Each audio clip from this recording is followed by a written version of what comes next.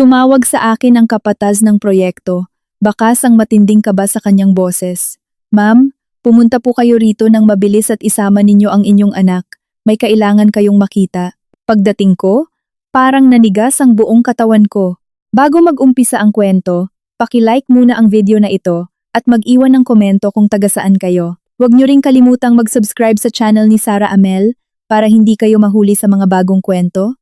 Handa na ba kayong makinig hanggang dulo? Halina't umpisahan natin. Makapal na alikabok ang lumilipad sa paligid ko na nagpapasikip sa aking paghinga. Ngunit hindi ang alikabok mula sa ginibang pader na ito ang nagpapakabog ng matindi sa aking dibdib, kundi ang bagay na natuklasan ko sa likuran nito. Nakatayo lang ako roon, parang estatwa. Hindi kumukurap ang aking mga mata habang nakatitig sa isang madilim at parisukat na butas na kagigiba lamang ng mga trabahador. Sa loob ng butas na iyon ay nakabaon ng isang makapal na bakal, isang kahadeyero. Nanginginig ang aking mga kamay nang hawakan ko ang balikat ng aking anak na nakatayo sa aking tabi. Ma, ano po ang ibig sabihin nito?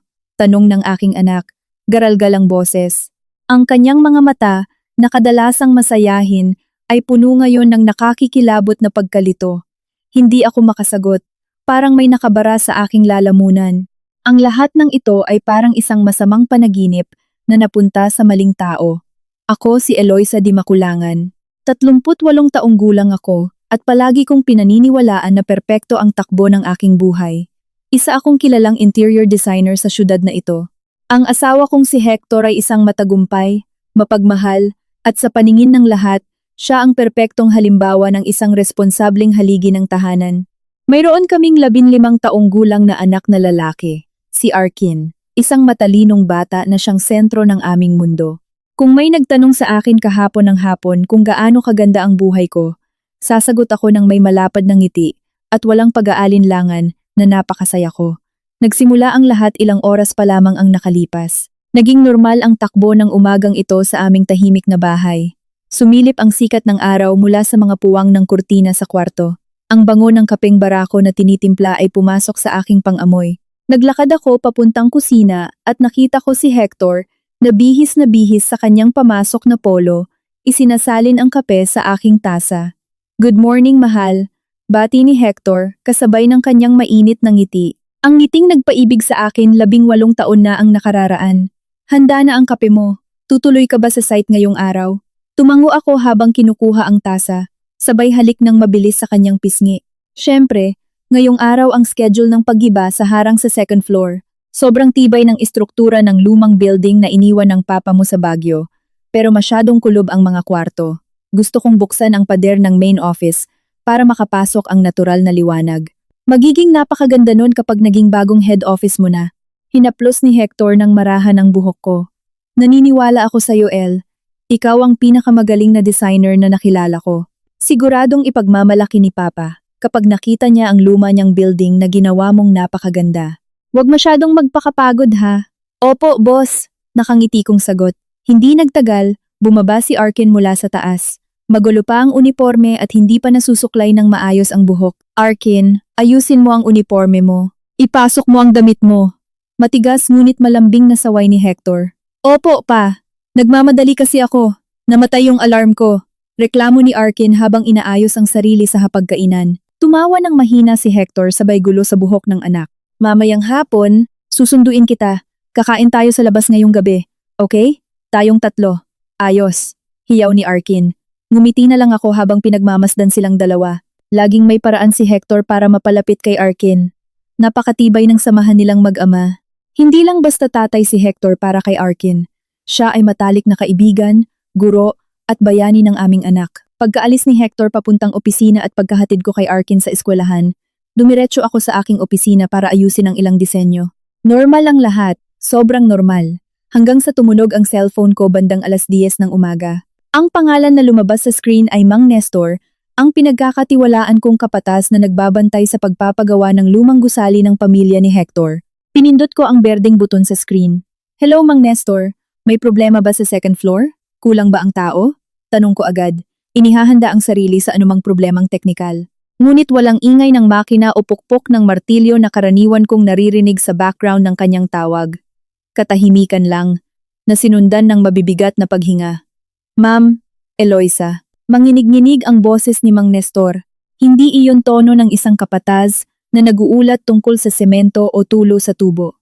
Boses iyon ng isang taong labis na natatakot. Bakit po, Mang Nestor? May sakit ba kayo? Nagsimula na akong kabahan. Ma'am, kailangan niyo pong pumunta rito sa site ngayon din. Mabilis niyang sabi.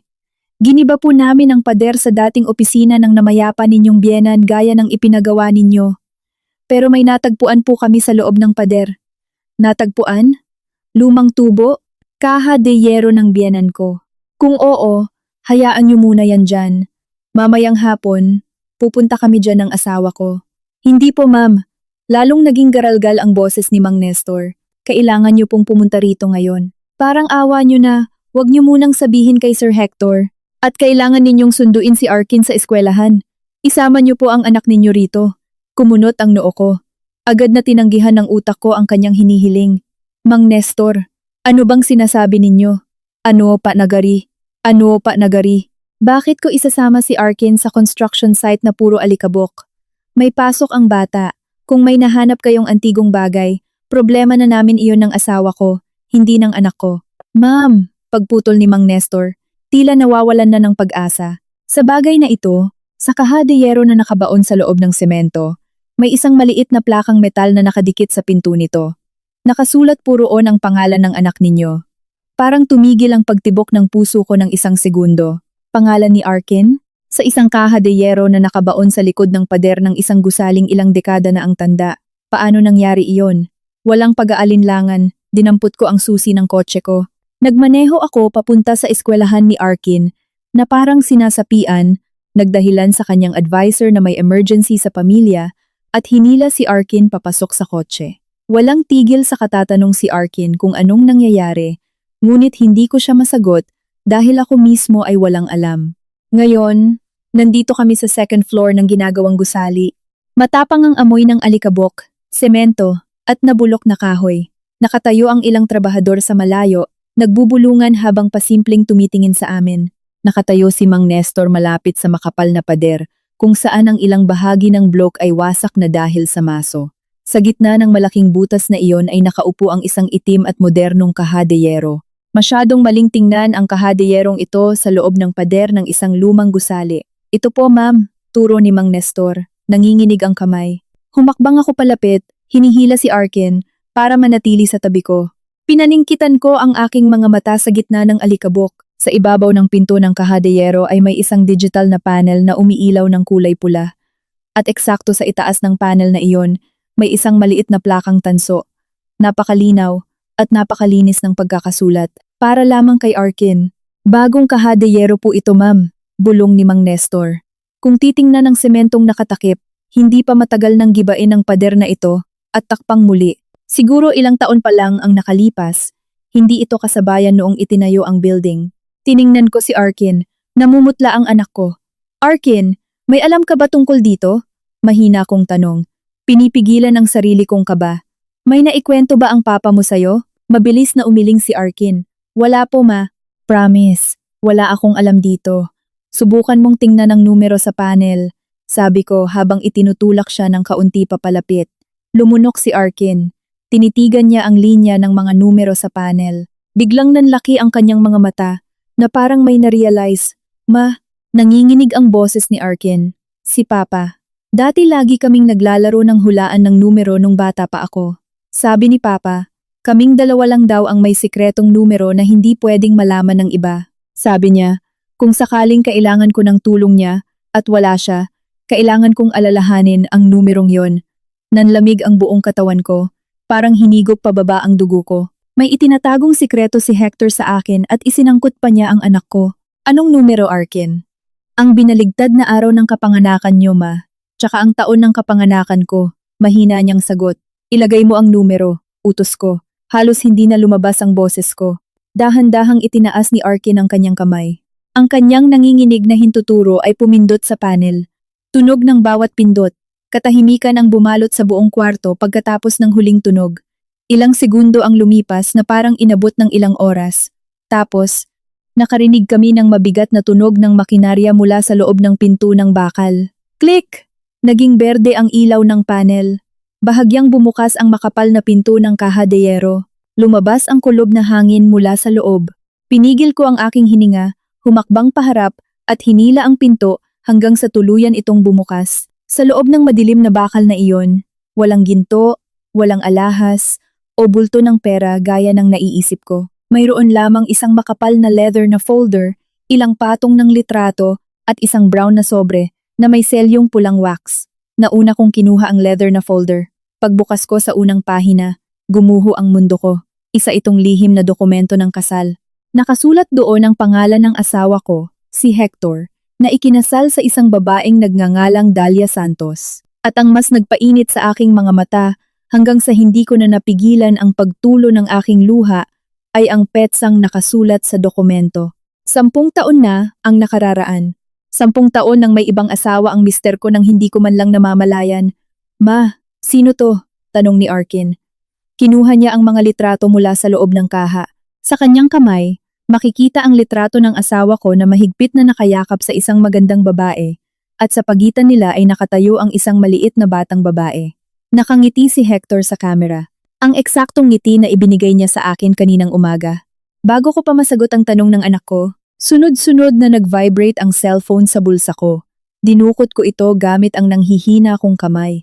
Puno ang screen ng aking cellphone ng mga notification mula sa mobile banking app. Access sa credit card, tinanggihan. Pag-withdraw ng 1.5 million pesos, matagumpay.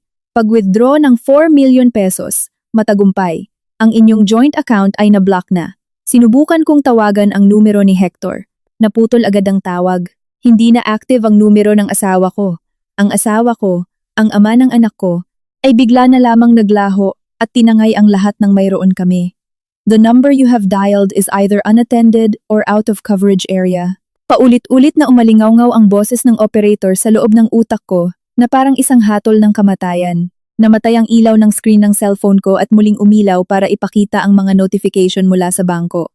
Pag-withdraw ng 1.5 million pesos, matagumpay. Pag-withdraw ng 4 million pesos, matagumpay. Ang inyong joint account ay na-block na. 5 milyon at kalahating piso ang naglaho sa loob lang ng ilang minuto. Hindi lang iyon basta numero. Iyon ang buong educational fund ni Arkin, ang emergency fund ng pamilya namin, at ang pondo para sa negosyo ko na sa sobrang katangahan ko ay inilagay ko sa iisang account dahil sa labis na pagtitiwala sa asawa ko. Ma, nanginginig ang boses ni Arkin na nagpabalik sa akin sa ulirat mula sa pagtulala sa screen ng cellphone. Dahan-dahan akong lumingon. Hawak pa rin ng anak ko ang isang litrato mula sa kaha de hierro. Ang kanyang mga mata na kadalasang puno ng buhay ay puno ngayon ng luha habang nakatitig sa lalaki sa litrato. Ang sarili niyang ama, ang kanyang bayani, na nakayakap sa ibang babae habang tumatawa ng masaya.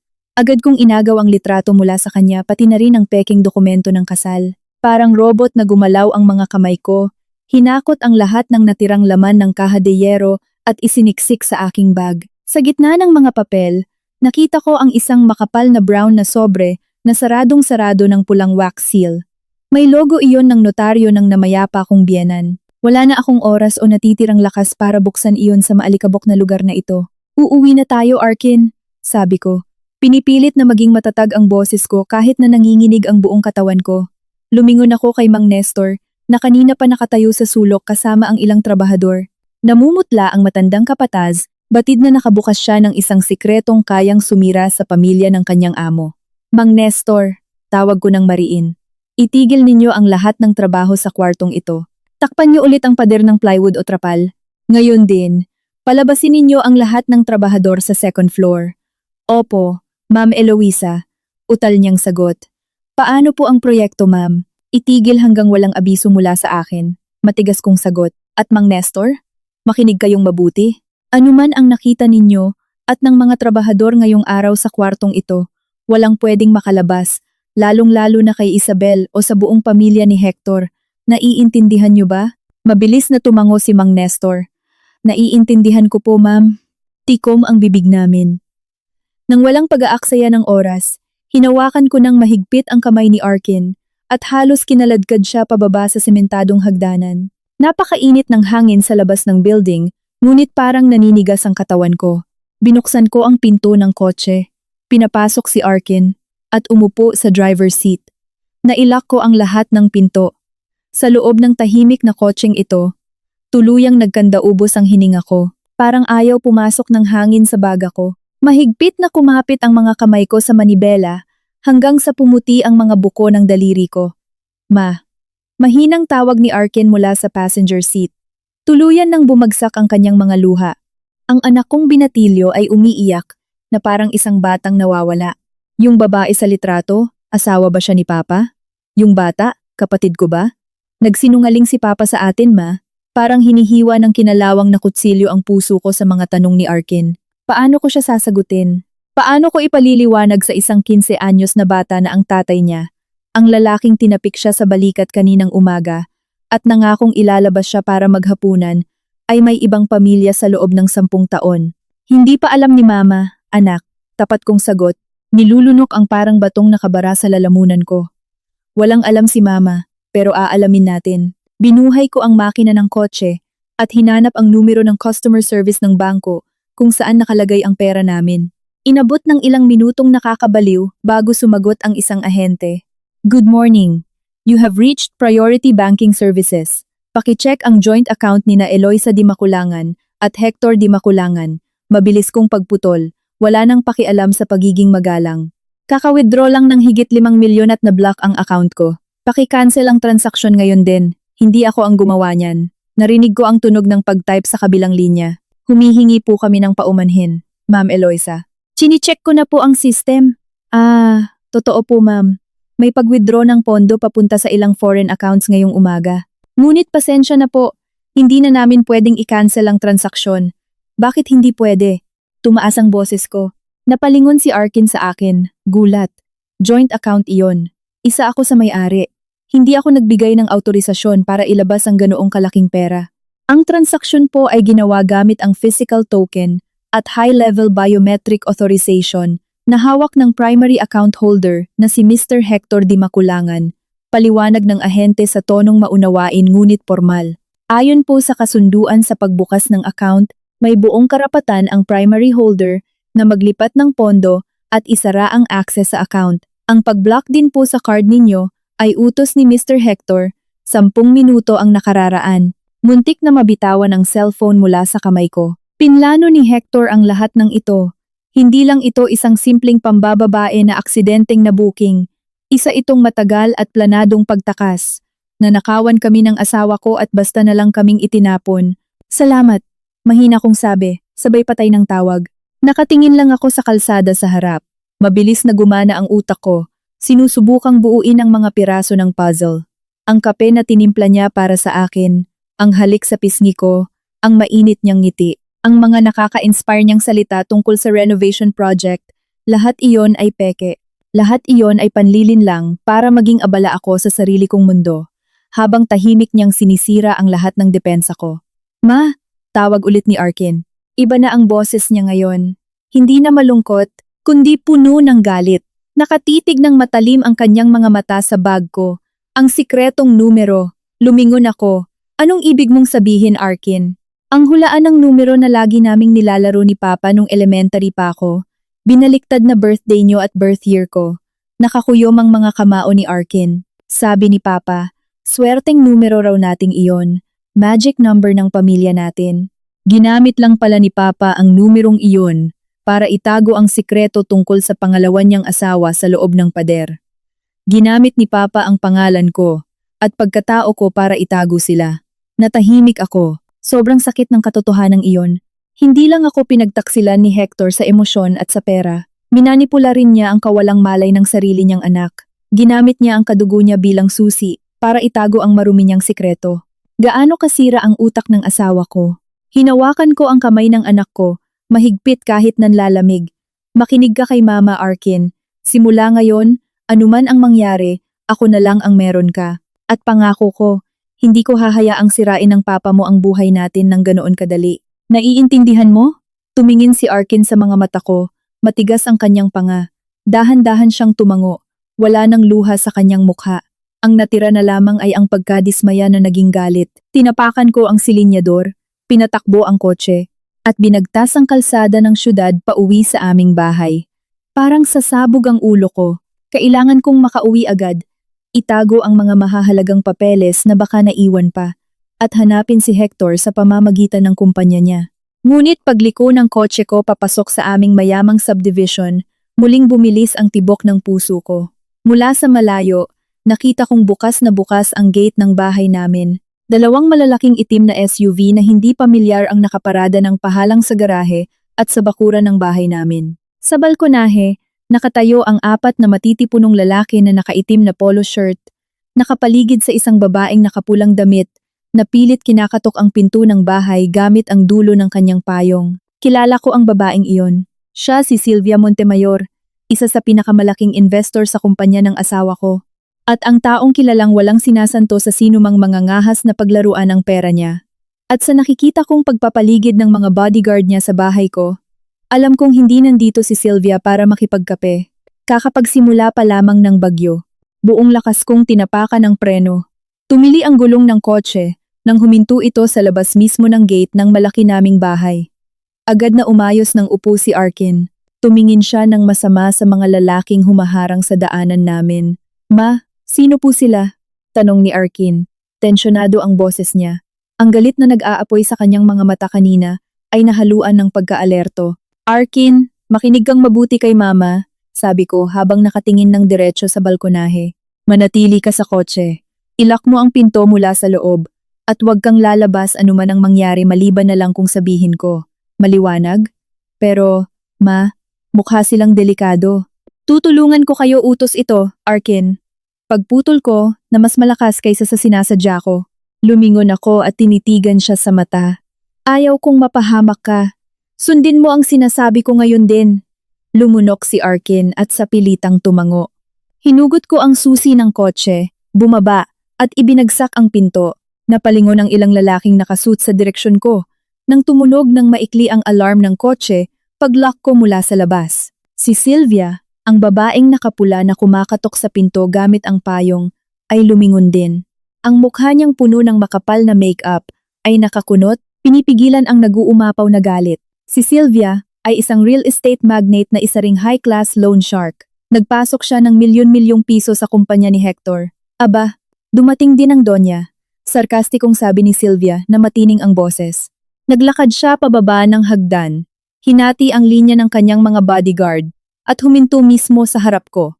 "Ano pong ibig sabihin nito, Madam Sylvia?" tanong ko. Pilit na pinapanatiling kalmado at may autoridad ang boses ko, kahit parang jelo na ang mga binti ko. "Bakit hinaharangan ng mga tao ninyo ang bahay ko?" Pagpasok po ito ng walang paalam. "Walang paalam kamo?" Tumawa ng nakakainsulto si Sylvia. Tuyot at malupit ang kanyang tawa. Bigla niyang inihagis ang isang makapal na plastic folder diretso sa dibdib ko. Sa gulat ko, nasalo ko iyon bago pa bumagsak sa lupa. "Bahay ko na yan ngayon, Eloisa. Ninakaw na ng walang hiya mong asawa ang pera ko, at huwag kang magpanggap na tanga sa harap ko." Binuksan ko ang folder. Sa loob ay may mga kopya ng dokumento para sa pag-release ng investment funds at deed of assignment of assets ng kumpanya.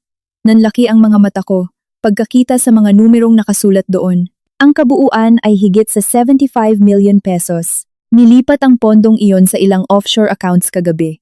At ang mas nakapagpabagal sa paghinga ko, sa ibabang bahagi ng bawat pahina ng kasunduan ay may dalawang pirma, ang pirma ni Hector at ang pirma ko. "Hindi ko po ito pinirmahan," utal kong sabi. "Madam Sylvia, sumusumpa ako na wala akong alam dito." Umalis si Hector. Iniwan niya ako at tinangay pati ang personal kong pera kaninang umaga. Humakbang paharap si Sylvia. Dinuduro ang mukha ko ng mahahaba at pulang-pula niyang mga kuko. "Akala mo ba may pakialam ako sa drama ng pamilya mo, Eloisa? Akala mo ba maniniwala akong wala kang alam na nilustay ng asawa mo ang pera ng kumpanya ko? Nandyan ang pirma mo. Bilang miyembro ng board at asawa, kasabwat ka sa bawat pisong nawala sa akin. Peke po ito. Kaya ko pong patunayan." Pagtanggi ko, nagsisimula ng tumaas ang boses ko. "Di patunayan mo sa pulis mamaya," malamig na putol ni Sylvia. "Pero bago yan, makinig kang mabuti. Bibigyan kita ng 24 oras para ibalik ang pera ko. Kung bukas ay wala ang pera sa account ko, sasamsamin ko ang bahay na to, ang kotse mo, at lahat ng gamit sa loob. At sisiguraduhin kong mabubulok ka sa kulungan dahil sa estafa." Tumalikod si Sylvia nang hindi na hinihintay ang sagot ko. Sumenyas siya sa kanyang mga bodyguard. "Tayo na. Hayaan niyo munang mag-impake ang Donya. Sumakay sila sa dalawang itim na SUV at umalis. Iniiwan ang alikabok sa hangin. Nakatayo lang ako sa bakuran ng sarili kong bahay. Pakiramdam ko'y nabundol ako ng isang Sen-Wheeler truck. 75 milyong piso, peking pirma, banta ng foreclosure. Kinakaladkad ang mga paa. Lumapit ako sa kotse at inunlock iyon. Agad na lumabas si Arkin at niyakap ako ng mahigpit. Nanginginig ang katawan niya. Ma, okay lang po kayo? Sino yung baliw na babaeng yon? Galit niyang tanong. Okay lang si Mama, bulong ko. Kahit pakiramdam ko gumuho na ang mundo ko. Pumasok na tayo sa loob. Maayos pa rin ang loob ng bahay gaya ng iwan ko kaninang umaga. Ngunit iba na ang pakiramdam. Ang bahay na ito ay hindi na isang ligtas na lugar. Isa na itong crime scene. Pinapunta ko si Arkin sa kwarto niya at nilock ang pinto. Pagkasigurong ligtas siya, tumakbo ako papunta sa opisina ni Hector sa ground floor. Kailangan kong humanap ng ebidensya. Binuksan ko ang pinto ng opisina at binuhay ang ilaw. Mukhang normal ang lahat. Maayos na nakasalansan ang mga libro. Nakapatay ang computer. Ngunit nang iurong ko ang malaking painting sa likod ng kanyang lamesa, kung saan nakatago ang maliit na kaha para sa mga dokumento ng bahay, muling nanlumo ang puso ko. Bukas na bukas ang kaha. Walang laman. Ang titulo ng bahay, or CR ng mga kotse, mga pasaporte, at mga naipon naming ginto ay naglaho na. Sinimot talaga ni Hector ang lahat. Wala siyang itinirang kahit isang sentimo para sa amin ni Arkin. Tuluyan na akong napahagulgol. Napabagsak ako sa sahig. Tinatakpan ang mukha ko ng aking mga kamay. Ang sakit ng pagtataksil at ang takot sa hinaharap ay nagsama bilang isang lasong sumasakal sa lalamunan ko. Biglang may mahinang katok mula sa direksyon ng kusina. Napasinghap ako, mabilis na pinunasan ang mga luha ko at tumayo. Palihim akong naglakad papunta sa kusina. Kinakatok ang pinto sa likod na papunta sa maliit naming hardin. Mula sa malabong salamin, nakita ko ang anino ng isang babae. Dahan-dahan kong binuksan ang pinto. Tita Flor? Gulat kong tanong. Si Flor de Liza, o Tita Flor, ay ang dating senior secretary sa kumpanya ng pamilya ni Hector. Nagtrabaho na siya roon noong buhay pa ang biyenan ko, at noong nakaraang buwan lang siya formal na nagretiro. Tensyonado at namumutla ang kanyang kulubot na mukha. Lumingalinga siya sa paligid bago pumasok at isinara ang pinto. Ma'am Eloisa, mag-isa lang po ba kayo? Nanginginig at pabulong niyang tanong. Nasa taas po si Arkin. Bakit po Tita Flor? Bakit po kayo dumaan sa likod? Huminga ng malalim si Tita Flor, sinusubukang pakalmahin ang sarili. Kinapkap niya ang loob ng kanyang eco bag at nilabas ang isang maliit na bagay, isang itim na flash drive. Mahigpit niyang hinawakan iyon bago inabot sa palad ko. Sinubukan ko na po kayong bigyan ng babala noong huling araw ko sa trabaho, mahinang sabi ni Tita Flor, nangingilid ang luha. Sinabi ko po sa inyo na mas bantayan ang accounting ng kumpanya, di ba? Tumango ako nang maalala ang usapang iyon. Noong panahong iyon, akala ko nagbibigay lang siya ng standard na payo sa asawa ng boss niya. Masyado akong naging abala sa design projects ko kaya binaliwala ko iyon. Ano po ito tita? Tanong ko, habang nakatingin sa flash drive. Kopya po yan ng double accounting ng kumpanya sa nakalipas na 3 taon. Ang totoong libro ma'am, hindi ang nire-report sa BIR o sa mga investor, paliwanag ni Tita Flor. Nanginginig ang boses niya, sa pagpipigil ng iyak. Ako po ang gumagawa niyan utos ng namayapang Sir Horacio, at itinuloy ko lang dahil natatakot ako. Kumunot ang noo ko. Natatakot kanino? Kay Hector? Lakas loob na umiling si Tita Flor. Humakbang siya palapit at tiningnan ako ng seryoso. Ma'am Eloisa, mahina po ang ulo ni Sir Hector. Bulong ni Tita Flor. Matatalim ang kanyang mga salita. Sakim siya, pero wala siyang utak para magplano ng ganito kalaking nakawan. Hindi siya ang utak, ma'am. May kumokontrol kay Sir Hector. Kinokontrol nino? Madiin kong tanong. Wala po akong matibay na ebidensya kung sino. Mabilis na sagot ni Tita Flor. Lalong natatakot, pero nasa paligid niyo lang po ang taong yon. Ginamit ng taong yon si Sir Hector para pagnakawan ang mga investor. At ngayon, ginagamit niya ang pirma ninyo para kayo ang maging sakripisyo. Kapag nahuli si Sir Hector, o nakatakas man, kayo po ang makukulong. Nanigas ang katawan ko. Ang sinabi ni Sylvia kanina ay muling umalingaw-ngaw sa tenga ko. Nandyan ang pirma mo. Bakit ngayon niyo lang po ito sinabi sa akin, Tita Flor? Nanginig ang boses ko. Halo ng galit at desperasyon. Dahil pinagbantaan ng taong yon ang pamilya ko, ma'am. Muntik nang masagasaan ang anak ko noong 1 linggo matapos kong banta ang isusuplong ko sila sa pulis. Hindi ko po kayang lumaban, ma'am. Mahirap lang po ako. Umatras si Tita Flor at hinawakan ng doorknob ng pinto sa likod. Nasa loob po niya ng mga totoong resibo ng transfer papunta sa mga Shell account. Gamitin niyo po yan para iligtas ang sarili ninyo.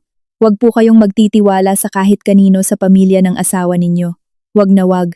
Bago pa ako makapagtanong pa, binuksan ni Tita Flor ang pinto at patakbong dumaan sa likod ng hardin, naglaho sa mga halamanan papunta sa eskinita. Nakatayo akong mag-isa sa tahimik na kusina.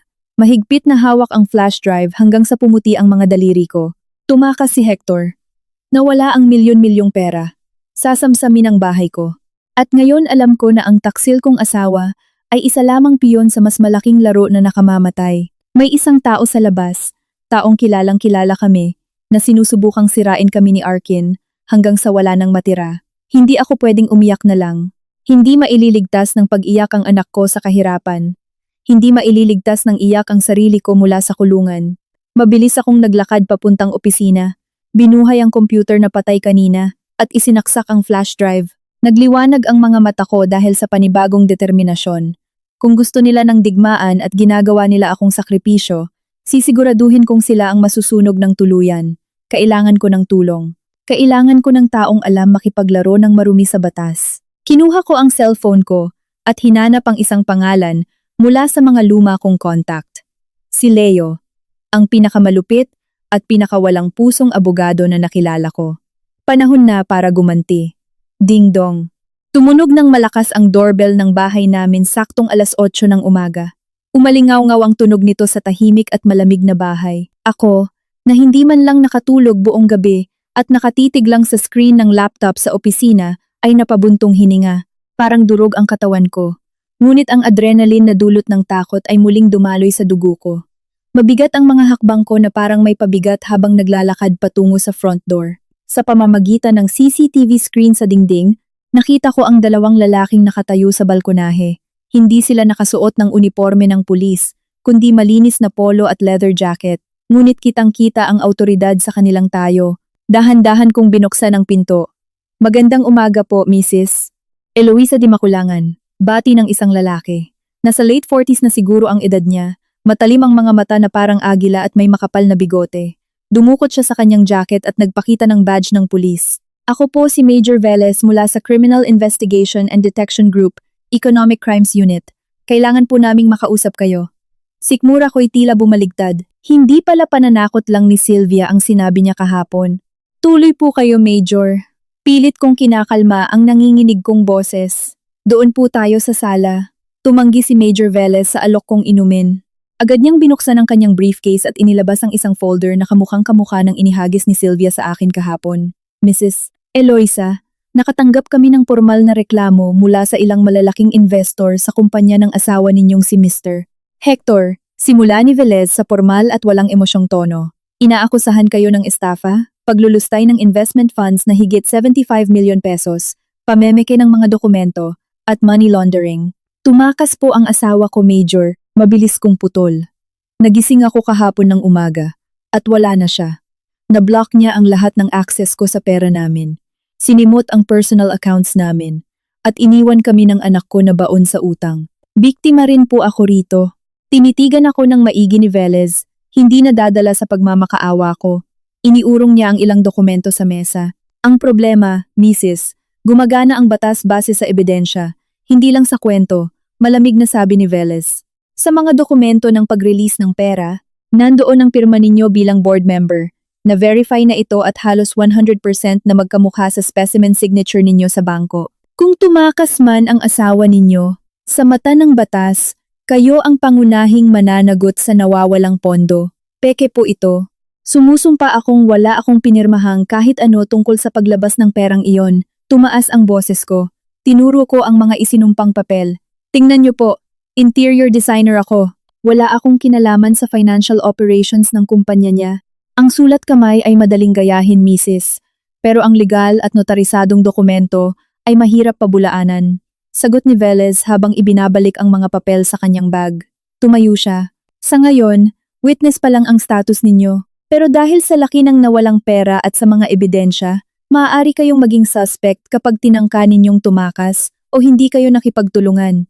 Pinapayo ko pong kumuha kayo ng napakagaling na abogado, Mrs. Mauuna na kami. Pagkaalis ni Major Velez, muntik na akong bumagsak sa sahig. Parang sumisikip ang mga pader ng bahay para ipitin at sakalin ako. Wala akong pera. Wala na akong asawang poprotekta sa akin. At ngayon, nasa bingit ako ng pagkakulong. Hindi ako pwedeng sumuko. Naalala ko ang itim na flash drive ni Tita Flor. Baon ng desperasyon, kinuha ko ang cellphone ko at tinawagan si Leo.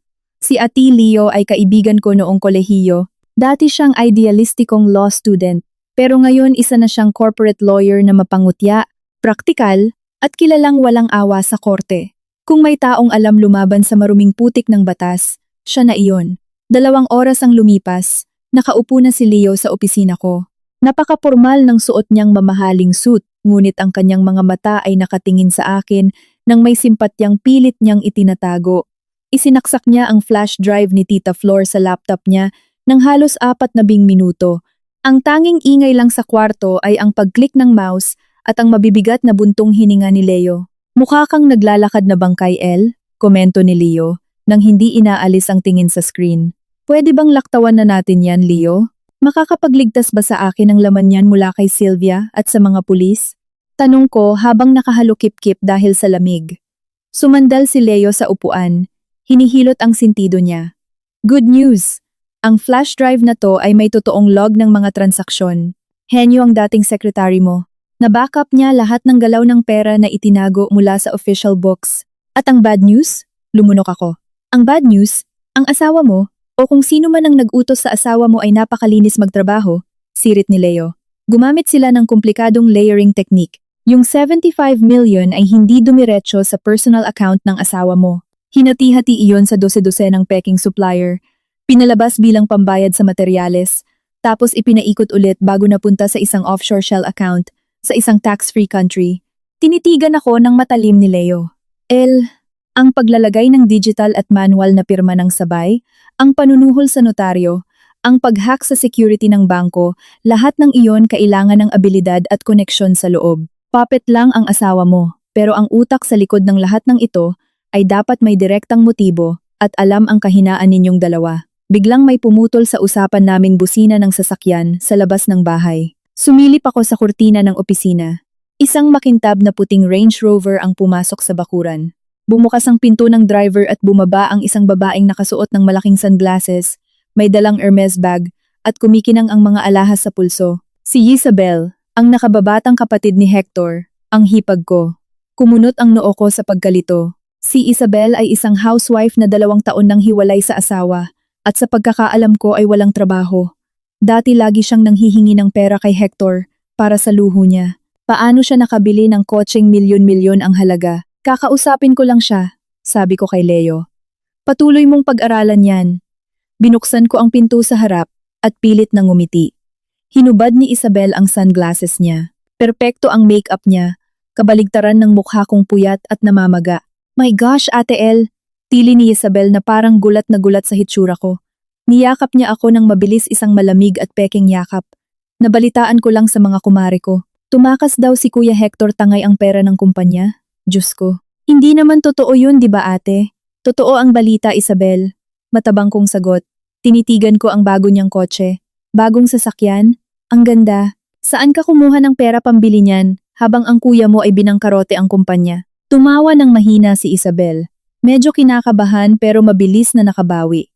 Ay, nanalo kasi ako sa crypto investment ate. Pwede na ring pangkapital sa negosyo. Tsaka kanya-kanyang problema yan ni Kuya Hector. Ayokong makialam sa kumpanya niya. Pumasok siya sa loob kahit hindi iniimbita at inilibot ang tingin sa malungkot na bahay ko. Ate, honestly kaya ako nandito para i-check kayo ni Arkin. Naaawa ako sa inyo, sabi niya. Pero ang mata niya ay abala sa pagtingin sa mga antigong gamit sa sala. Tapos, sa kaswal na tono, idinagdag niya. Sayang no, nahinto tuloy ang pagpapagawa sa lumang building na iniwan ni Papa. Ako pa naman nagsuggest kay Kuya Hector na ibigay sa'yo ang project na yon ate. Siguradong maganda kung ikaw magde-design.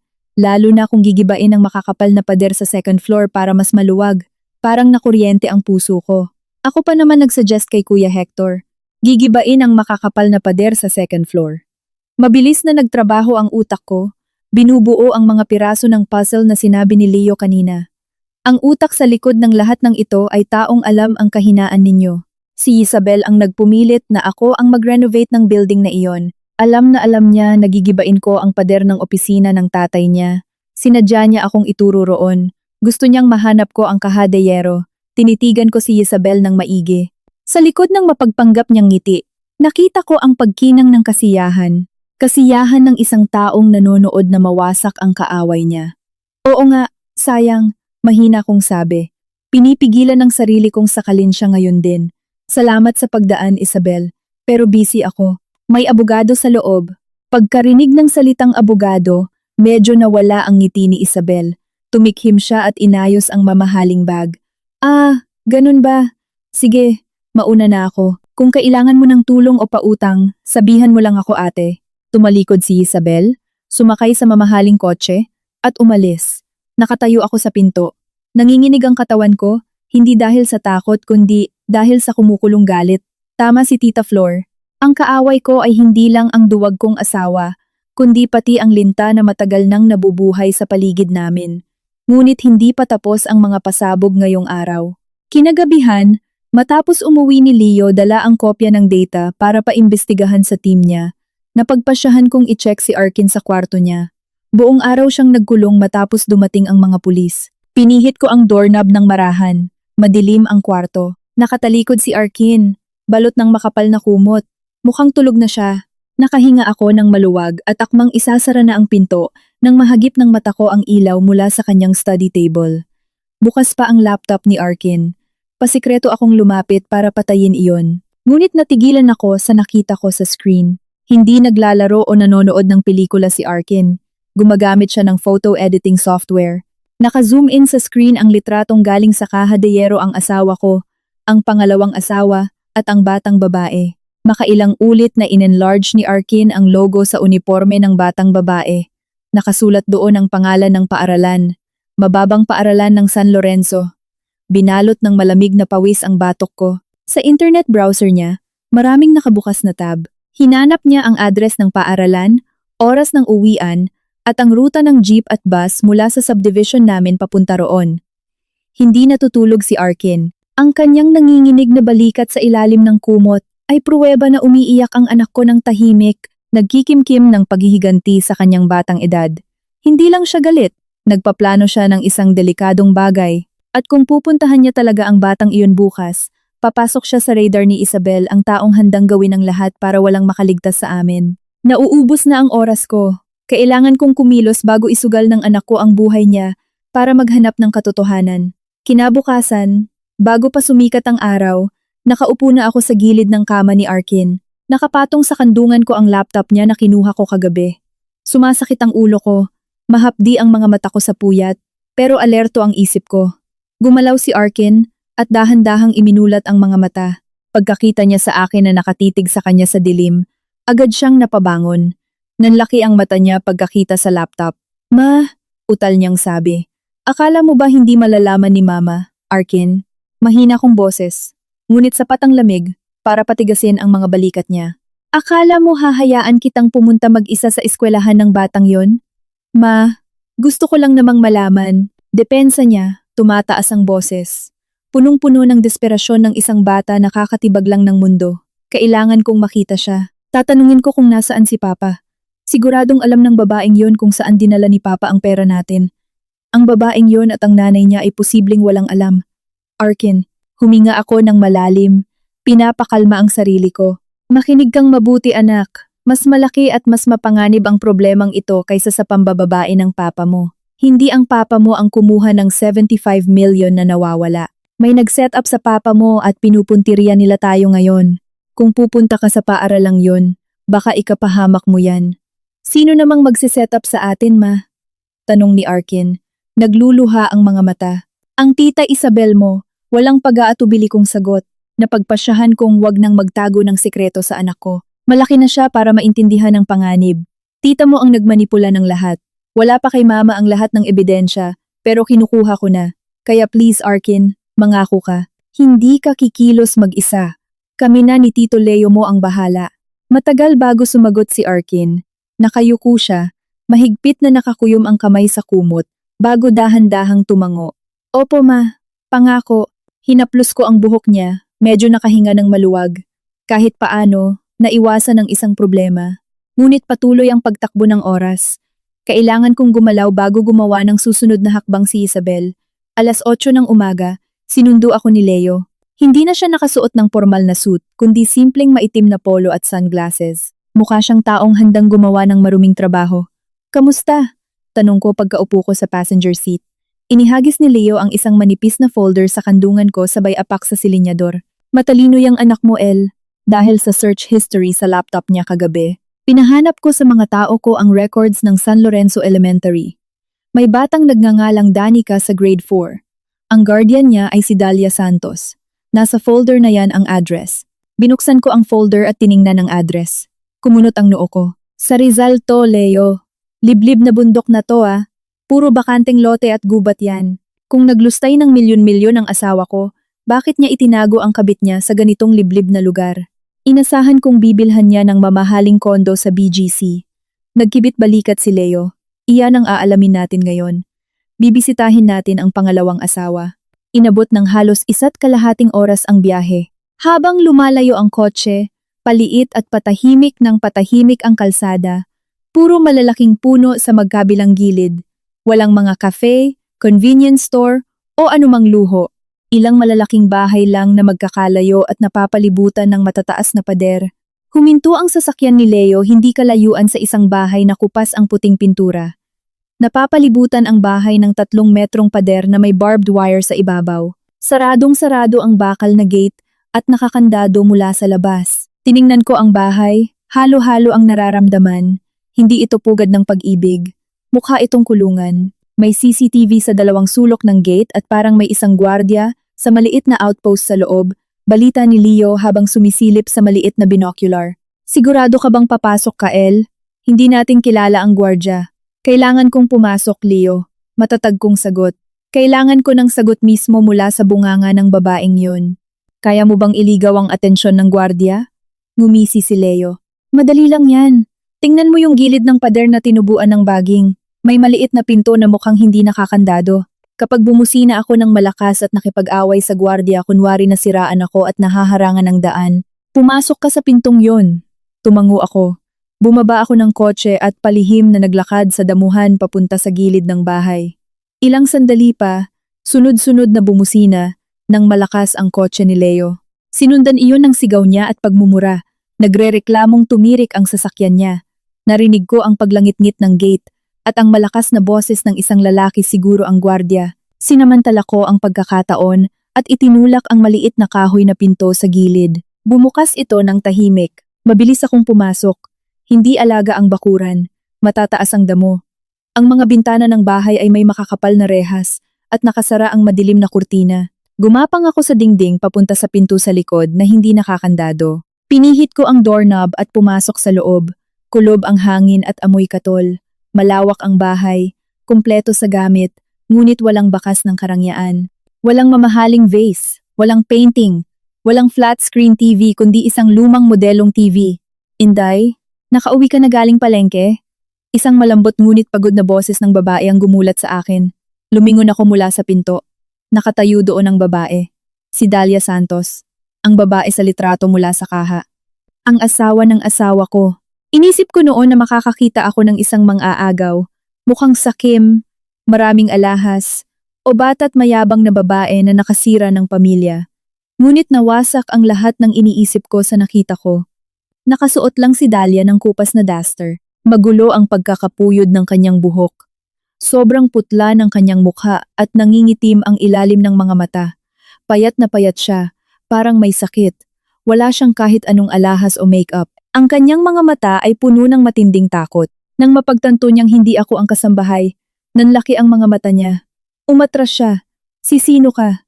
Paano ka nakapasok? Nanginginig ang boses niya. Natataranta siyang lumingon sa front door. Ako si Eloisa Di Makulangan. Walang emosyon kong sabi. Pilit kinokontrol ang sakit sa dibdib ko. Ako ang asawa ni Hector. Pagkarinig ng pangalang iyon, parang nanlambot ang mga tuhod ni Dalia. Napabagsak siya sa sahig. Tinakpan niya ng mga kamay ang kanyang mukha at nagsimulang humagulgol. Hindi ito pekeng iyak. Iyak ito ng taong sobrang takot. Maawa ka. Huwag mo kaming sasaktan. Huwag mong saktan si Danica. Umiiyak siya. Wala akong alam, Ma'am Eloisa. Sumpa man, wala akong intensyong sirain ang pamilya nyo. Napilitan lang ako.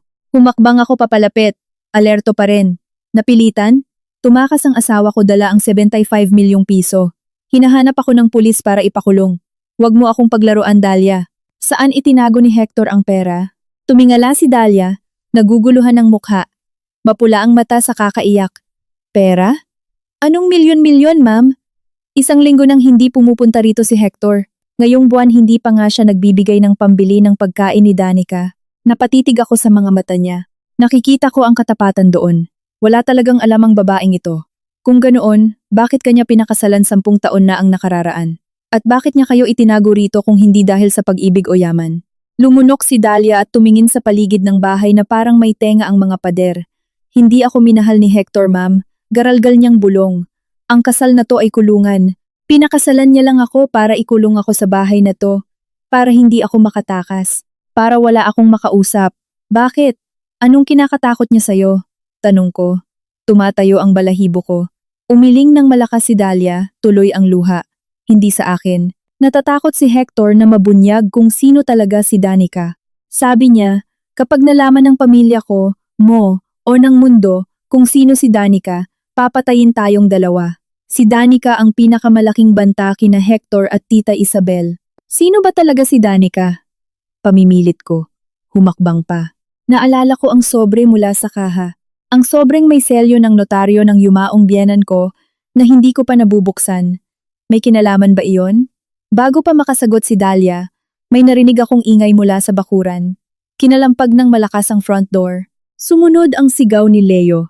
El, kailangan nating umalis ngayon din. May dumating na ibang kotse, mga armadong lalaki. Mas lalong namutla si Dahlia. Mga tauhan niya ni Isabel. Bulong niyang hysterical.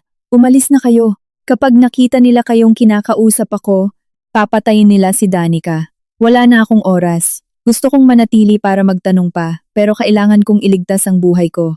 Tumakbo ako pabalik sa likod na pinto kung saan ako pumasok. Bago ako makalabas ng tuluyan, nilingon ko si Dahlia na nakayuko pa rin sa sahig. Babalik ako, Dahlia, matigas kong sabi. At ilalabas kita mula sa kulungang yan. Pero kailangan kong malaman ang katotohanan muna. Lumabas ako mula sa parehong pader kung saan naitakas na ni Leo ang atensyon ng gwardiya at tumatakbo na pabalik sa sasakyan. Sumakay kaming dalawa. Pinasibad agad ni Leo ang kotse bago pa makaikot nang tuluyan ang isang itim na SUV sa bakuran ng bahay. Malakas na nagdadabog ang puso ko habang papalayo kami. Nagsisimula ng luminaw ang lahat pero mas lalong naging magulo. Pinakasalan ni Hector si Dahlia hindi dahil sa libog o pag-ibig. Pinakasalan niya si Dahlia para patahimikin ito. Si Danica, ang batang babae, ang pangunahing susi ng lahat ng gulong ito. Kinapkap ko ang bag ko at hinawakan ang brown na sobreng may notaryo ng biyenan ko. Nasa loob nito ang sikreto, nasa dugong nananalaytay sa batang nagngangalang Danica. Kailangan kong gumawa ng delikadong hakbang na tutapos sa palaisipang ito, gamit ang ebidensyang hindi kayang pabulaan ng ninuman, kahit sa korte. Kailangan ko ng DNA sample ni Danica. Mabilis ang takbo ng kotse ni Leo palayo sa kabundukan. Nanginginig pa rin ang mga kamay ko. Ang pagkikita namin ni Dahlia ang nagpamulat sa akin na ang mundong ginagalawan ko ay isa lamang napakalupit na entablado ng panlilinlang. Pero anong sikreto? Sa gitna ng pag-iisip, tumunog ang cellphone ko. Nakalagay ang pangalan ni Arkin sa screen. Biglang sumama ang pakiramdam ko. Di ba't pinagbawalan ko na siya kaninang umaga na umalis? Agad kong sinagot ang tawag. Arkin, nasaan ka, anak? Nasa bahay ka, di ba? Ma! Nanginginig at mabilis na nagsalita si Arkin sa kabilang linya. Maingay ang background dahil sa tunog ng mga sasakyan at busina. Humihingal ang anak ko na parang tumatakbo ng mabilis. Ma, tulungan niyo ko. May 2 lalaking humahabol sa akin kanina pa. Nagtatago ako ngayon sa eskinita malapit sa waiting shed. Parang tumigil ang pag-ikot ng mundo ko. Anong shed, Arkin? Pumunta ka sa eskwelahan? Sorry po, ma. Gusto ko lang siyang makita mula sa malayo. Pero pauwi na sana ako. May mga taong sumusunod sa akin. May mga kutsilyo sila. Ma, tulong! I-share mo ang location mo ngayon din. Huwag kang aalis sa pinagtataguan mo hanggang sa dumating ako. Sigaw ko sa gulat at takot. Tumingin ako kay Leo. Narinig na pala ng abogado ang usapan. Nanigas ang kanyang mukha. Walang imik na ibinaling niya ang sasakyan ng marahas. Tumili ang gulong sa kalsada. Ipadala mo sa cellphone ko ang location, L. Pupunta tayo ngayon din. Kumapit ka ng mahigpit. Malamig na utos ni Leo. Sa 45 minutong biyahe na parang nagdaan sa impyerno, panay ang dasal ko. Kung may mangyaring masama kay Arkin, hindi ko mapapatawad ang sarili ko. Hindi talaga nagbibiro si Isabel. Binabantayan niya ang kilos namin at wala siyang pakialam kung masaktan ang anak ko. Huminto ang sasakyan ni Leo malapit sa isang maliit na eskinita hindi kalayuan sa San Lorenzo Elementary. Tatalo na sana ako palabas pero pinigilan ako ni Leo ng mahigpit. Ako muna, sirit ni Leo. Kumukuha ng isang malaking lave tubo pipe wrench mula sa ilalim ng upuan. Manatili ka sa likod ko. Palihim kaming pumasok sa madilim at mapanghing eskinita. Sa dulo, nakita ko ang eksenang nagpakulo ng dugo ko. Dalawang malalaking lalaking naka-jacket ang ginigit-git si Arkin sa pader. Hawak ng mahigpit ng isa ang uniforme ni Arkin, habang ang kabilang kamay nito ay may hawak na makintab na patalim.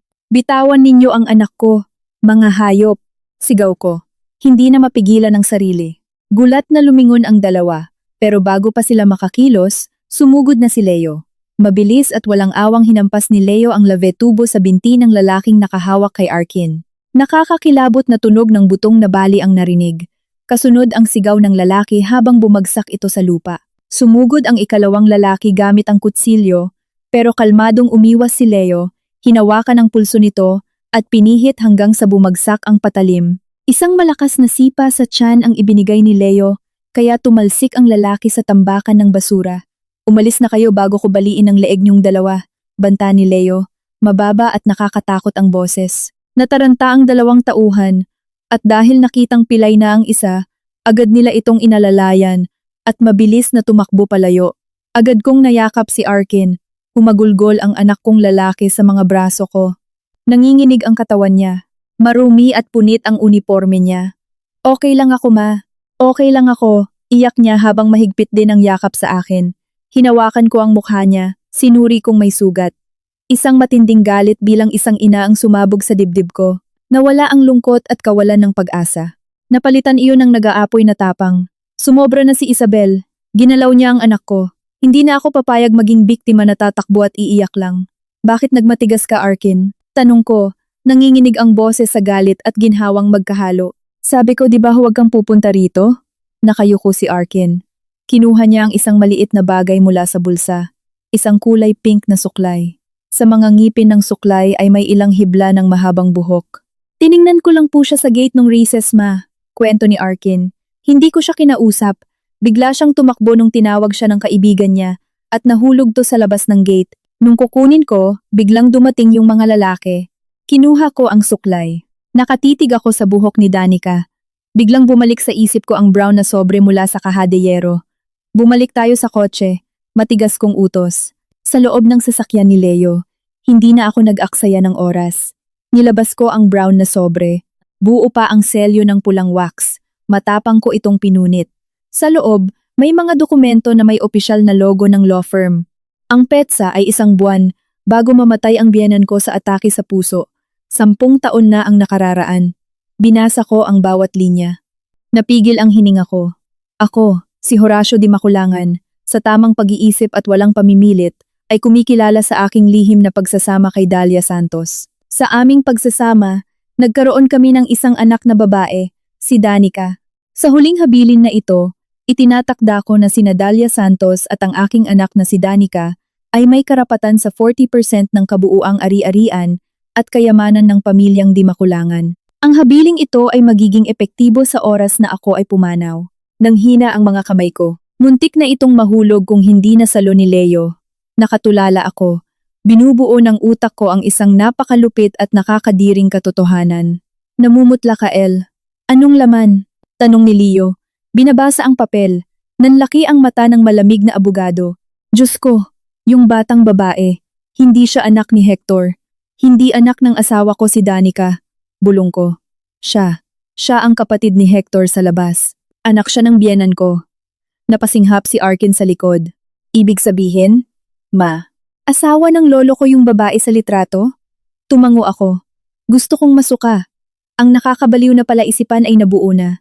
10 taon na ang nakararaan. Nang mamatay ang biyenan ko, unang nakita ni na Hector at Isabel ang habiling ito. Alam nila na kung aabot ito sa batas, 40% ng yaman nila ay mapupunta kay Dahlia at sa sanggol nito. Kumuha si Hector ng madugong solusyon. Itinago niya ang orihinal na habilin sa kaha de yero sa pader. Upang matiyak na hindi makakakuha ng mana o magsasalita si Dahlia, pinakasalan niya ito ng palihim. Ikinulong sa malayong bahay at pinagbantaan gamit ang buhay ni Danica. Alam lahat ito ni Isabel.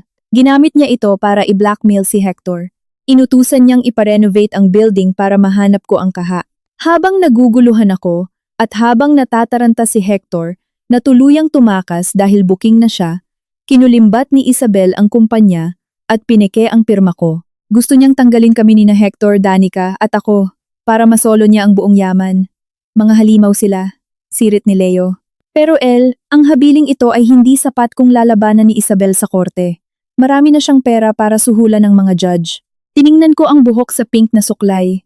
Humugot ako ng isang hibla ng buhok ko at pinakuha rin si Arkin. Inilapag ko ang mga buhok sa isang malinis na tissue at iniabot kay Leo. Leo, may kilala ka sa forensic lab, di ba? Tiningnan ko ang abogado gamit ang matatalim na matang hindi ko pa nagagamit buong buhay ko. Meron. Pero mahal ang rush na DNA test, Kakakuhanan lang ng pera sa'yo. Wala kang cash. Hinubad ko ang Rolex watch ko, regalo ni Hector, at ang diamond ring ko. Ibenta mo isang la. Wala akong pakialam. Malamig kong sabi. Ipa-DNA test mo si Arkin at si Danica. Patunayan natin sa siyensya na hindi sila magkapatid sa ama, kundi magtiyahin. Kailangan ko ang resulta ngayon din. Tumingin si Leo sa mga alahas at ngumisi. Napansin niya ang pagbabago sa akin. Ang inosente, masunurin, at madaling utuing Eloisa ay namatay na sa eskinita kanina. Ang naiwan na lang ay isang inang handang sunugin ang mundo para protektahan ang kanya. Aayusin ko to sa loob ng 6 na oras, Doña Eloisa. Maghanda ka na sa gyera, sabi ni Leo bago pinaandar ang kotse. Sumandal ako, pinunasan ng marahas ang luha ko. Akala ni Hector magagamit niya ang anak ko bilang susi sa kaha. Akala ni Isabel, magagawa niya akong sakripisyo. Pareho sila ng pagkakamaling ginawa. Iniwan nilang buhay ang ina.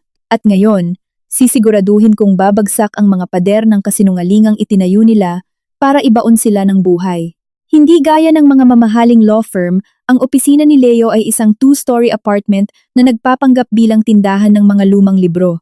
Sa taas, tambak ang mga folder at tasa ng kape at may 3 malalaking monitor. Nakaupo ako sa lumang sofa. Yakap si Arkin na nakatulog na sa pagod. Magulo na ang buhok ko. Amoy alikabok pa rin ako, pero wala akong pakialam. 4 na oras na ang lumipas na parang paggapang sa bubog. Tumigil ang pag-type ni Leo. Humarap siya sa akin. Umiilaw ang asul na liwanag mula sa screen sa kanyang mukha. May ibabalita ako sa'yo, El. Mahinang sabi ni Leo, tila namamangha na nandidiri. Ito na ang pinakamalalang kalokohan. Mas malala pa kaysa sa inaasahan natin. Sabihin mo na, Leo. Ipinakita ni Leo ang flash drive ni Tita Flor na nakakonekta sa malaking screen. Yung 75 million na ninakaw? Oo, ipinadala iyon sa Cayman Islands para labhan, money laundering. Pero ang dulo nun, bumalik ulit dito sa Pilipinas. Nag-type siya at may lumabas na pangalan ng kumpanya. Y.M. Investments Corporation. Kaninong kumpanya yan? Tanong ko. Isang bogus na investment firm na 6 na buwan pa lang na itatayo, sagot ni Leo. Hinako ang SEC, Securities and Exchange Commission. Hulaan mo sino ang nag-iisang may-ari at pangulo. Pinindot niya ang enter. Lumabas ang picture ni Isabel, nakangiting mayabang. Ang pera ay nasa kamay na ni Isabel. Si Isabel ang henyo rito, paliwanag ni Leo. Ginamit niya yan para higupin ang ninakaw ng asawa mo. At guess what? Iyan din ang kumpanyang pasikretong bumibili sa lahat ng binentang shares ng ibang investors na nataranta ng tumakas ang asawa mo. So hindi lang siya nagnakaw, kinukuha rin niya ang buong kumpanya? Tumpak, sirit ni Leo. At dahil ikaw ang may pirma sa pagpapalabas ng pondo, kapag pumasok ka sa kulungan, hawak na niya ang buong kumpanya at yaman na walang nagrereklamo. Biglang may kumatok. Sumilip si Leo at nagbukas. Isang lalaki na nagpapanggap na courier ang nagbigay ng selyadong envelope mula sa forensic lab. Inabot sa akin ni Leo. Nanginginig ang kamay ko nang punitin ng dulo. Tiningnan ko agad ang konklusyon, base sa cross-analysis ng DNA ni na Subject A, Arkin, at Subject B, Danica. Hindi sila magkapatid sa ama. Ang genetic match ay nasa 25% na nagpapatunay na sila ay magtita at pamangkin. Mga luha ng tagumpay ang pumatak sa mga mata ko. Ang habilin ay totoo. Huli na natin siya, Leo, sabi ko. Gamit ito, at ang libro ni Tita Flor, mapapakulong natin si Isabel. Pero hindi ngumiti si Leo. Nakatingin siya sa nag-vibrate niyang cellphone. May malaki tayong problema. Galing ito sa kontak ko sa pulis at korte. Anong problema? Nawala ang ngiti ko. Tumira na si Isabel. Nagpatawag siya ng emergency board meeting, isang pangkalahatang pulong ng mga stockholder, bukas ng 10:00 ng umaga. Ang agenda, kumpiskahin ang lahat ng personal mong ari-arian para mabayaran ang kumpanya. Nandoon si Sylvia at nandoon si Major Velez. Ipapasa ni Isabel sa harap ng lahat ang dokumentong may pirma mo. At kapag natapos ang meeting, may warrant na si Velez para arestuhin ka on the spot. Lumakas ang tibok ng puso ko. Kung ganoon, ibigay natin ito kay Major Velez ngayon. Hindi pwede, tanggi ni Leo. Matuwid na pulis si Velez, pero sumusunod siya sa proseso. Ang DNA na ito at libro ni Tita Flor ay aabutin ng linggo bago matanggap ng korte. Wala tayong linggo. Kung pupunta tayo kay Velez ngayon, aarestuhin ka lang niya agad para hindi ka makatakas. Napabagsak ako sa sofa. Kulang pa ba? Anong kailangan nating, Leo? Kailangan nating ng direktang pag-amin. Mababang boses ni Leo. Saksi. Isang taong malapit kay Isabel, na umaming si Isabel ang nag-utos sa pamemeke. At dapat marinig iyon ng pulis ng personal bukas sa meeting. Napaangat ako ng tingin. Sino? Ang may hawak ng kaha? Ang may token ng bangko? Si Hector. Oo, yung taksil mong asawa. Tumango si Leo. Ang problema, hindi natin alam kung nasaan ang gagong yon. Natahimik kami. Kung nasa kanya na lahat ng pera ni Isabel, hindi niya iiwang buhay si Hector, sirit ko. Kailangan kong mahanap si Hector bago pa siya patayin ni Isabel, at kailangan ko siyang piliting umamin bukas ng umaga.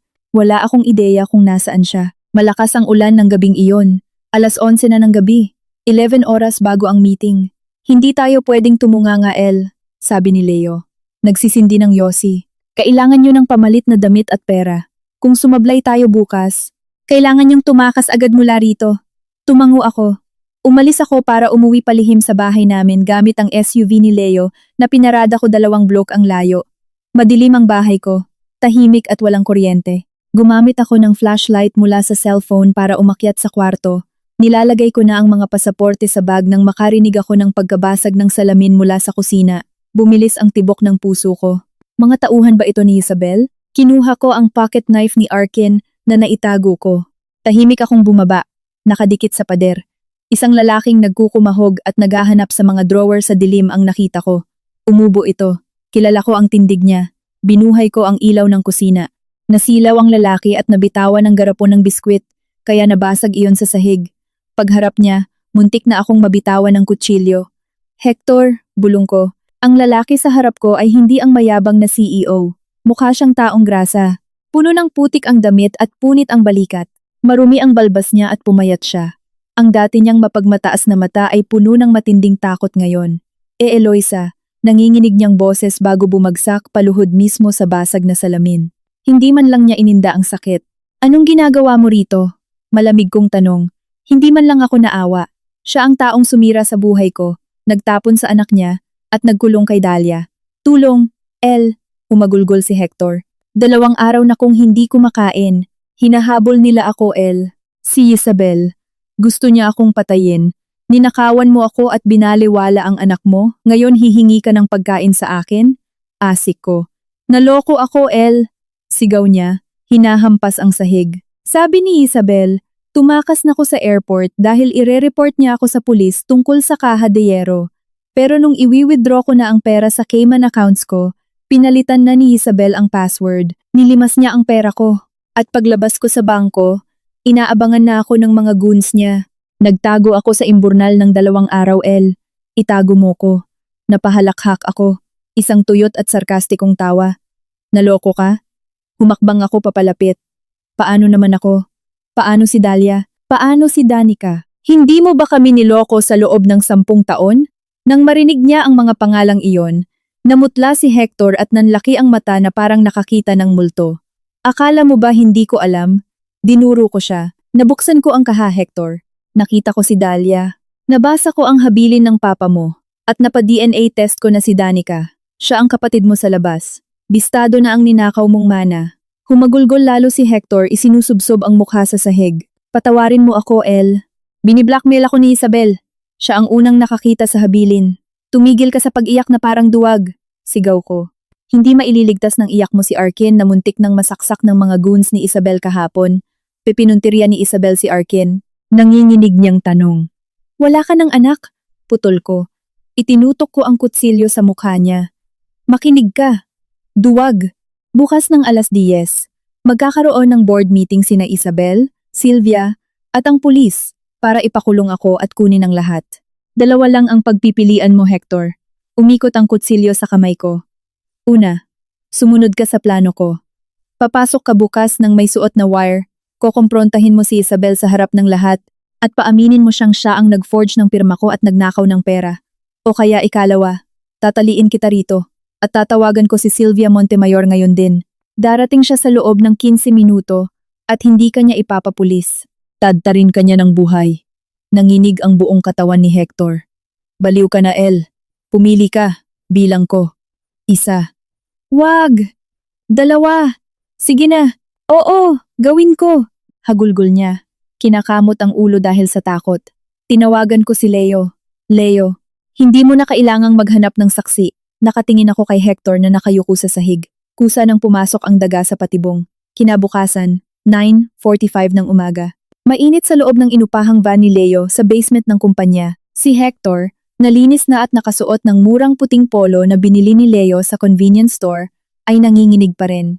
Dinikitan siya ni Leo ng maliit na microphone wire sa loob ng kwelyo. Testing, utos ni Leo. 1, 2, garalgal na boses ni Hector. Ngumiti si Leo sa tablet niya na may berdeng sound waves.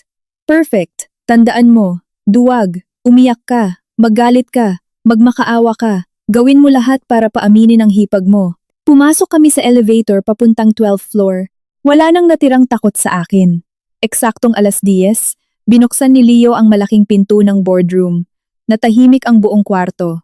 Nakaupo sa dulo si Isabel, mukhang reyna sa kanyang silk blazer. Sa kanan ay sina Sylvia at mga gwardya. Sa kaliwa ay si Major Velez at iba pang pulis.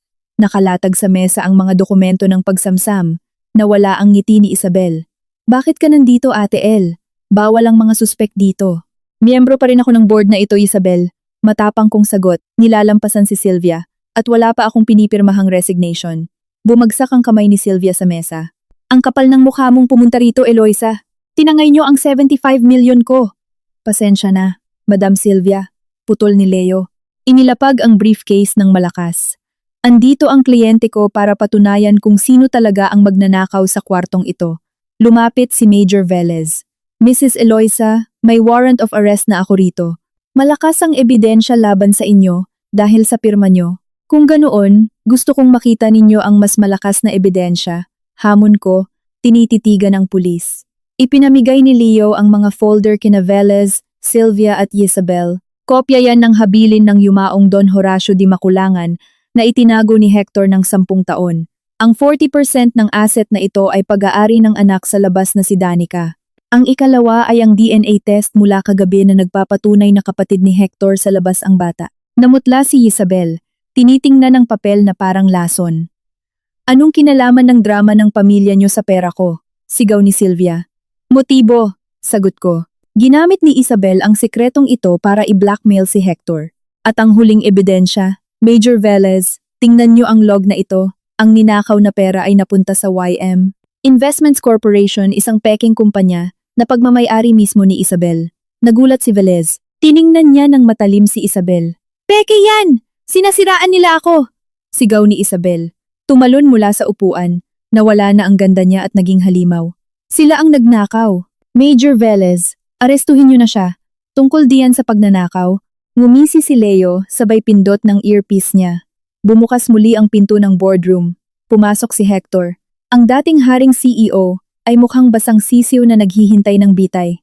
Kuya Hector, hindi makapaniwalang sabi ni Isabel. Hindi namin pinansin ni Leo si Hector. Lumapit ang asawa ko sa kapatid niya. Isabel, bakit mo ginawa sa akin to? Parang iiyak na boses ni Hector. Sabi mo, tatakutin mo lang si Eloisa. Sabi mo, tutulungan mo akong tumakas. Pero hinak mo ang Cayman accounts ko. Kinuha mo ang lahat ng pera ko. Manahimik ka. Baliw ka na kuya. Sirit ni Isabel. Nanlilisik ang mga mata kina Velez at Sylvia. Gutom na gutom ako, Isabel. Nagpadala ka ng tauhan para patayin ako. Hinampas ni Hector ang mesa. Umiyak siya. Sinunod ko lahat ng gusto mo dahil tinakot mo kung ilalabas mo ang totoo tungkol kay Danica. Pero bakit mo ako sinet up? Ang linis ng pagkakagaya mo sa pirma ni Eloisa sa bank documents. Tapos itinapon mo ko sa kalsada. Nawalan ng kontrol si Isabel. Ang ego niya ang naging pinakamalaking kahinaan niya. Lagi niyang iniisip na siya ang pinakamatalino. At ang masigawan ng kuyang lagi niyang minamaliit ay hindi niya kinaya.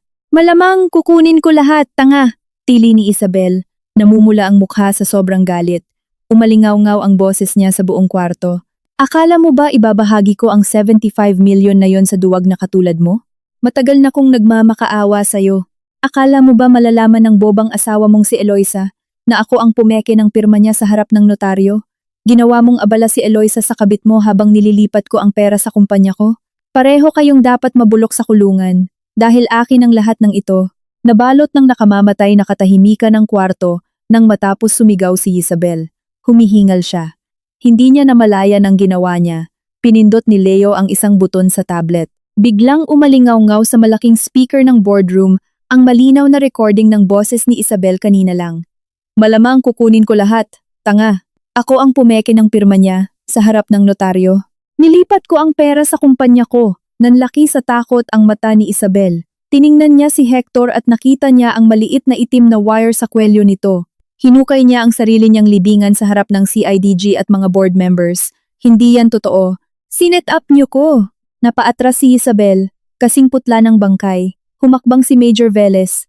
Ang pag-amin mula mismo sa iyong bibig sa harap ng pulis, kasama ang digital trail, ay sapat na para arestuhin ka, Mrs. Isabel. Sumenyas si Velez sa mga kasama. Hinawakan ng mahigpit ng mga pulis ang braso ni Isabel. Kumalabog ang posas. Bitawan niyo ko! Sylvia! Tulungan mo ko! Tili ni Isabel na nagpupumiglas. Umirap si Sylvia. Siguraduhin niyong maibabalik sa akin ang bawat sentimo. Major, malamig niyang utos bago umalis. Nilingon ni Velez si Hector. Mr. Hector Di Makulangan, arestado rin kayo sa estafa at illegal detention. Habang kinakaladkad palabas si Hector, tumigil siya saglit sa harap ko. Patawarin mo ko, El. Parang awa mo na. Bantayan mo si Arkin. Hindi ko siya sinagot. Hindi ako tumango. Hindi rin ngumiti. Tinitigan ko lang siya ng malamig na malamig. Patay na sa akin ang lalaking ito. Nang makalabas ang mga pulis, lumapit sa akin si Sylvia. Aatrasin ko na ang kaso laban sa'yo, Eloisa, sabi niya.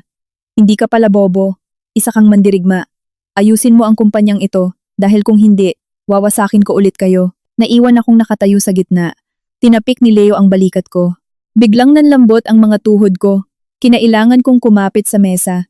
Tumulo ang luha ko. Ngunit pagkakataong ito, isa itong luha ng kalayaan. Naputol na ang kadenang nakasakal sa leeg ko. Buhay kami ni Arkin. Kami ay nanalo. 6 na buwan ang nakalipas. Tumunog ang martilyo ng judge sa loob ng family court. Pinapawalang bisa ang kasal at ang buong kustodiya ay mapupunta sa ina. Huminga ako ng malalim. Dahil walang divorce sa Pilipinas, isinampa ko ang annulment at ngayon, malaya na ako kay Hector Di Makulangan. Paglabas ko ng korte, nakasandal na si Leo, naglalaro ng lighter niya. Congrats, bagong Doña Eloisa, ngisi niya. Salamat sa lahat, Leo. Ipadala mo sa akin ang bill mo. Babayaran ko lahat. Nakangiti kong sabi. Itago mo na lang yan para sa bagong negosyo mo. Masaya na kung nawasak ang ego ni Isabel. Siguraduhin mo lang na ang firm ko ang kukunin mong retainer sa future. Kindat ni Leo. Naghiwalay kami patungo sa mga bagong buhay namin. Dumiretso ako sa opisina ng notaryo. May naghihintay sa aking 2 babae. Isang nakangiting babae at isang batang gumuguhit. Ma'am Eloisa, patayo at yakap ni Dahlia sa akin. Napakaganda na niya, malusog, at maaliwalas ang mukha. Hindi na siya ang presong natagpuan ko sa Antipolo. Danica, bati ko sa pamangkin ni Hector. Ang ganda ng drawing mo. Niyakap din ako ng bata. Ibinalik na sa kanila ang 40% na mana ng namayapang Don Horacio. Malaya na sila. Magpakatatag kayo palagi, Dahlia, sabi ko sa kanya. Huwag mong hahayaang kontrolin ulit ng lalaki ang buhay niyo. Tumango si Dahlia na may luhang pasasalamat. Nagbenta ako ng ari-arian at ibinuhos ko ang natitirang pera ko sa pagbangon. Bilang bahagi ng settlement, kinuha ko ang lumang colonial building sa Baguio. Ngayong hapon, ang malamig na hangin ng Pine City ay humaplos sa mukha ko. Hindi na luma at kulob ang building. May malalaking bintana na ito. Sa labas, nakasulat ang Eloy sa Dimakulangan Interior Architecture. Inaayos pa ni Mang Nestor ang mga sofa. Paakyat ako sa second floor kung saan dating nakabaon ang kaha de yero. Wala nang pader doon. Pinalitan na iyon ng malaking salamin na nakaharap sa mga bundok ng Cordillera. Wala nang sikreto sa likod ng pader. Ma, kape oh! Boses ng masayang binatilyo. Inilapag ni Arky ng 2 iced coffee sa lamesa ko. Maayos at buhay na ulit ang mata ng anak ko. Siya na ngayon ang assistant ko sa social media at bookkeeping. Salamat anak, kamusta ang school? Ayos, mama. May basketball game ako next week, dapat nasa harap ka. Mayabang niyang sagot habang umiinom. Siyempre, anak, ngiti ko. Muntik ko nang mawala ang lahat. Inakala nilang madali akong itapon bilang sakripisyo. Nakalimutan nila na ang pinakamatibay na pundasyon ng isang gusali ay hindi semento o bakal, kundi ang tibay ng puso ng nagtayo nito. Nang gibain nila ang pundasyon ng buhay ko, binigyan nila ako ng espasyo para linisin ang mga basura, tanggalin ang mga bulok, at itayong muli ang buhay ko sa isang malinis at matatag na lupa. Uminom ako ng kape. Ang pait at tamis na naghahalo, parang buhay. Nawasak na ang mga pader ng kasinungalingan. At mula sa alikabok, nakapagtayo ako ng sarili kong kastilyo, kung saan ako ang mismong reyna.